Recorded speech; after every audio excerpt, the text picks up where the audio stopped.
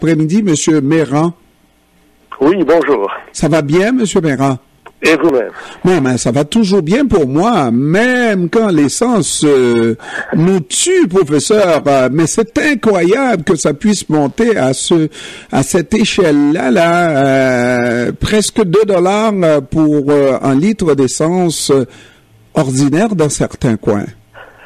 Oui, vous savez que le prix de pétrole est extrêmement sensible à la conjoncture politique, économique, mais politique aussi.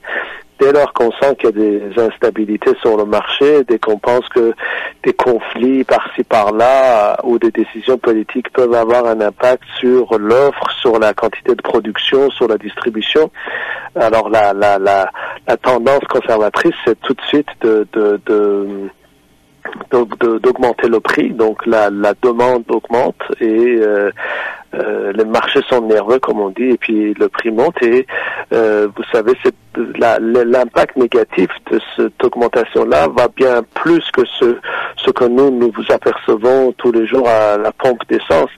C'est pour l'ensemble de l'économie qui est extrêmement nocif et problématique. Une économie qui dépend énormément du pétrole. On parle d'une économie, un produit comme transversal, n'est-ce pas, qui touche presque tous les aspects de la vie en société?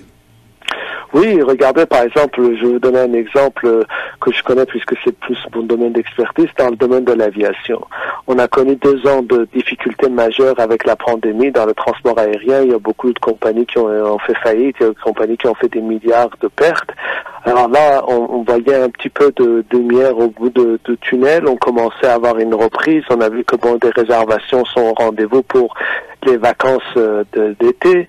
Et là, tout d'un coup, quand le prix de pétrole double en quelques semaines, ça veut dire que le coût d'opération d'une compagnie aérienne augmente, étant donné qu'une partie importante des coûts des compagnies aériennes, c'est le prix de kérosène, le pétrole, enfin l'essence pour l'avion. Donc, ce qui fait que tout d'un coup, on pensait qu'on allait s'en sortir, mais là, on est soit obligé d'augmenter les prix, ça veut dire qu'il y aura moins de clients, soit on maintient les prix, mais ça veut dire que notre marge bénéficiaire ou notre perte va agrandir. Mais ça, c'est un exemple. Mais vous pouvez aller voir, par exemple, il y a beaucoup de compagnies, des PME, des gens comme ça qui utilisent beaucoup d'essence, pétrole pour leurs opérations. C'est une source d'énergie. Et malheureusement, nous sommes encore très dépendants des énergies fossiles. Alors, pour les entreprises qui utilisent cette énergie fossile-là, tout d'un coup, du jour au lendemain, leur coût d'opération double et eux, ils ne peuvent pas en si peu de temps doubler leur prix. C'est pas possible. Donc, ce qui fait que ça pose des problèmes en termes de perte, en termes de perte de bénéfices, mais aussi perte tout court. Et là, ça les met en danger. Donc, on est vraiment dans une situation où c'est nocif, si c'est problématique pour l'ensemble de notre société, notre tout ce qui est transporté par camion, ça prend un transport, quelle que soit la forme, ça revient plus cher parce que oui, ça roule à l'essence. Et je me demande, est-ce que Hydro-Québec, qui nous produit une électricité propre, n'est-ce pas, pour faire rouler les turbines, est-ce que ça prend de l'essence également, quand même de l'essence? Non, heureusement, on a eu la sagesse il y a quelques décennies d'orienter notre production d'énergie vers la hydroélectricité. C'est essentiellement la force de l'eau dans les barrages, donc qui passe dans les turbines, qui est l'élément, si vous voulez, le moteur de cette. Donc on n'a pas besoin d'essence et c'est pour ça d'ailleurs que nous, notre production d'énergie est parmi les plus propres, contrairement aux Américains qui est plus avec le charbon ou les Français qui est avec le nucléaire. Nous, c'est avec la force de l'eau. Donc mais il faut dire aussi que par exemple vous avez mentionné tout le transport des compagnies de transport, oui, ils voient leur coût augmenter, Mais il faut aussi savoir que le pétrole ou l'essence ou le diesel sert aussi comme beaucoup d'énergie pour faire tourner les machines, des certains nombres de machines industrielles et autres. Donc pour eux aussi, ça a un coût supplémentaire par exemple, pour chauffer tous nos écoles, tout chauffer nos bâtiments, les bâtiments gouvernementaux. Tout ça, ça veut dire que du jour au lendemain, le coût augmente. Donc, ce qui fait qu'une partie plus importante de notre richesse va aujourd'hui pour acheter le pétrole qu'auparavant, et donc c'est l'argent qu'on peut pas dépenser ailleurs, si vous voulez. Professeur, quand on se plaint de ces augmentations-là, là on comprend qu'il y a une guerre, mais des fois on se lève le matin et puis on a des journées stratégiques où on sait que l'essence, à la veille d'une fête, une longue fin de semaine, et que les gens vont utiliser leur voiture, l'essence à la pompe augmente. Et puis on voit le gouvernement très silencieux sur ces augmentations-là, comme quoi c'est uniquement le marché de l'offre et la demande qui fait le jeu. Or, les pétrolières nous disent souvent, mais regardez du côté du gouvernement avec les taxes, et je me pose la question, si le gouvernement nos différents paliers, nos 2 paliers de gouvernement sont vraiment conscients de la chose, pourquoi il ne peut pas avoir un geste de diminution de ces taxes-là pour permettre aux Québécois de souffler? Alors écoutez, là vous emmenez la question sur un débat très philosophique et j'allais dire idéologique, dans la mesure où les compagnies pétrolières font un petit peu la fausse représentation en disant que nous, la part de taxes dans le prix du pétrole est très élevée. Quand on regarde à la fin de l'année les états financiers de ces compagnies pétrolières, quand on regarde le montant des profits, c'est indécent. Hein? On parle de plusieurs milliards de dollars par trimestre. Mm-hmm. Donc, ceci dit, si aujourd'hui on disait, supposons que le gouvernement du Québec ou le gouvernement du Canada décide immédiatement pour faire face à ça de réduire ces taxes. N'oublions pas que le montant des taxes n'augmente pas. Hein. Si le prix du pétrole augmente, le montant des taxes que le gouvernement impose, c'est pas, par exemple, si c'est toujours 3 cents par litre, si le prix d'essence est $1 ou $2, le gouvernement touche toujours ces 3 cents-là. Là, c'est pas un pourcentage. C'est là où le compagnie pétrolière nous manque un peu. J'ai toujours fait l'erreur de croire que plus j'achète, plus je paye cher mon essence, plus on taxe. Non. Et puis, deuxièmement, c'est que, supposons que le gouvernement retire cette taxe-là, les 3 cents que le gouvernement touche, par exemple, je dis 3 cents, mais je suis pas sûr que c'est précisément ça, mais c'est pas, donc, c'est que c'est moins d'argent dans le compte si vous voulez, dans l'assiette fiscale du gouvernement. Alors, comment on fait, par exemple, en période de pandémie, payer nos infirmiers, nos médecins, nos hôpitaux, la charge qu'on a pour, par exemple, faire en sorte que de distribuer pour aider les gens qui ont perdu leur boulot.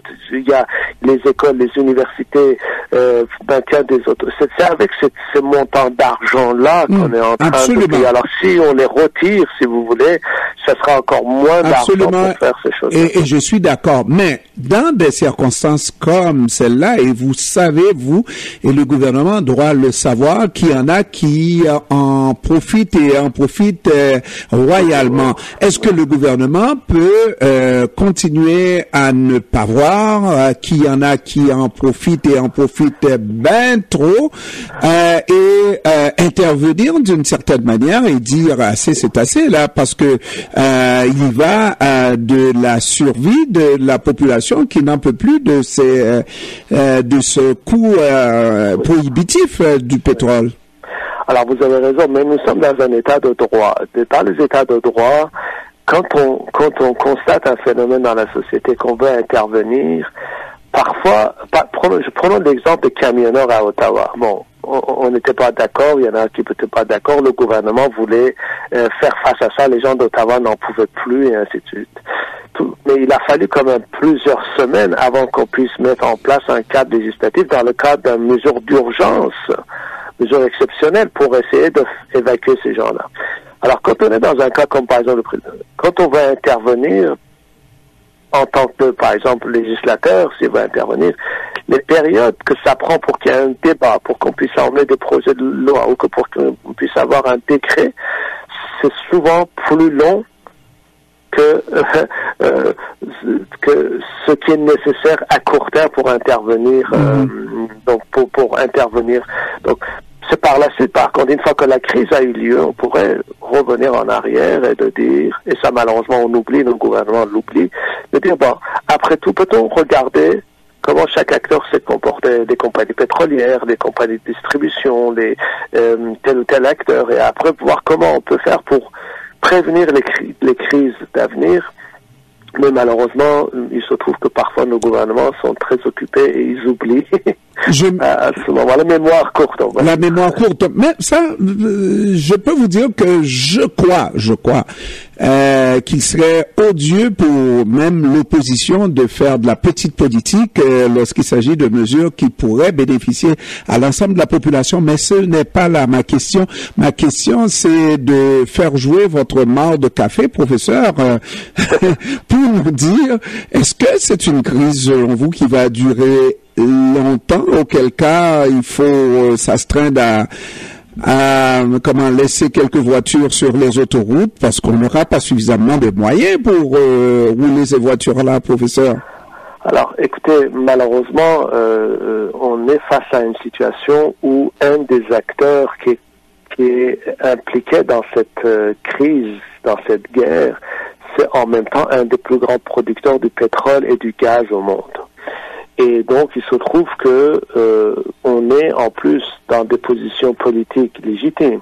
On veut sanctionner donc cet acteur-là, la Russie en l'occurrence. Le message qu'on envoie, c'est de dire, si on va mettre l'embargo ou les sanctions contre le pétrole ou le gaz russe, ce qui alimente une partie importante de l'Europe, il ne faut pas l'oublier. Donc, ce qui fait que tout d'un coup, on se dit, alors, si l'acteur important, un des acteurs importants, n'est plus dans le coup, n'est pas dans le marché, la quantité de pétrole et gaz qu'il emmène tous les jours sur le marché n'est pas présent, comment on va faire pour le remplacer? Alors, parce que tout ça, on peut pas le faire du jour au lendemain. On peut pas faire des pétroliers qui vont traverser en 2-3 heures ou en 2 jours tout d'un coup la production. Il faut réorganiser ça. Il faut réorganiser l'infrastructure de production, de production et de distribution. Surtout de distribution, oui. Voilà. Alors, ce qui fait que donc le marché panique. Chacun essaie d'en garder, d'en acheter pour faire des réserves. Et là, le prix monte. Alors, vous voyez, malheureusement, j'allais dire. À court terme, en tout cas, je suis pas très optimiste à ce que le prix diminue. Et je dois le dire que des compagnies pétrolières trouvent toujours le moyen dans les crises d'épingler de tirer leur épingle du jeu et de faire des profits records. C'est les seuls qui profitent généralement des crises de cette nature-là.